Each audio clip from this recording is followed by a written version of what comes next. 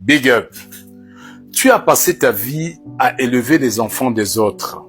Tu as passé ta vie à investir pour éduquer les enfants des autres. Peut-être c'était les enfants de tes frères, de tes sœurs, de tes cousins, de tes oncles. Ceci même parfois en négligeant l'éducation de tes propres enfants.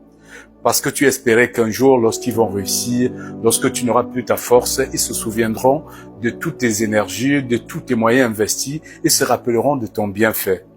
Aujourd'hui, tu réalises que tu as jeté un coup d'épée dans l'eau, même un coup de fil, aucun ne te passe. Même quand tu es couché, malade, personne pour te rendre visite, même pas un coup de fil. Et pourtant, tu as parfois sacrifié tes propres enfants pour éduquer ceux des autres.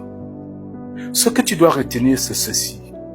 L'enfant d'autrui ne sera jamais ton enfant. Tu resteras pour eux cet oncle gentil. Tu resteras pour eux ce tonton, cette tata, mais tu ne seras jamais leur papa, leur maman. Ils t'ont appelé papa au moment où ils avaient besoin de ton argent, au moment où ils profitaient de ton énergie, de tes moyens. On t'a arrosé de tous les éloges pour te flatter, pour te montrer que tu étais leur papa. Certains, même pendant les vacances, ne rendraient jamais visite à leurs parents. Ta maison était bondée comme ça. Tout le monde était là. Papa, papa. Et tu as pris ça pour argent comptant. Et tu as pensé que les enfants de tes frères et sœurs, de tes oncles deviendront les tiens. Aujourd'hui, tu es déçu. Ça se passe toujours comme ça. Si tu négliges l'éducation de tes enfants en espérant que les enfants des autres te considéreront comme leur père, c'est une déception assurée. Quel que soit ce que tu as fait pour l'enfant de l'autre, tu ne seras jamais son père ni sa mère. Tu resteras un tonton, une tata. Certains viendront mais en vacances, tu apprendras seulement dans les commentaires. Tu verras que sur Facebook, ils ont posté les choses pour te rendre compte qu'ils étaient là. Ils ne sont même pas passés te dire bonjour. Ça se passe toujours comme ça. Ne négligez pas l'éducation de vos enfants en espérant que vos neveux, vos cousins feront leur travail. Non, l'enfant de quelqu'un, c'est l'enfant de quelqu'un. Ton enfant n'oubliera jamais qui tu es pour lui. Ton enfant n'oubliera jamais ce que tu as fait pour lui. Mais l'enfant des autres, les enfants des autres, autant pour moi, leur mémoire s'efface très vite. Surtout quand tu prends ta retraite. Tu n'es plus la mamelle nourricière. Tu n'es plus le tonton, le papa vers qui tout le monde allait.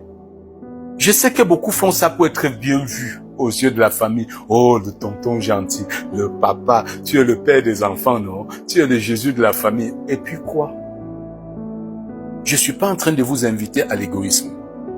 Je suis pas en train de vous dire de tourner le dos à votre famille. Je ne suis pas en train de vous demander de devenir égoïste envers votre famille. Faites juste le juste milieu. Aidez votre famille dans la stricte limite. N'aidez jamais autrui plus que toi-même.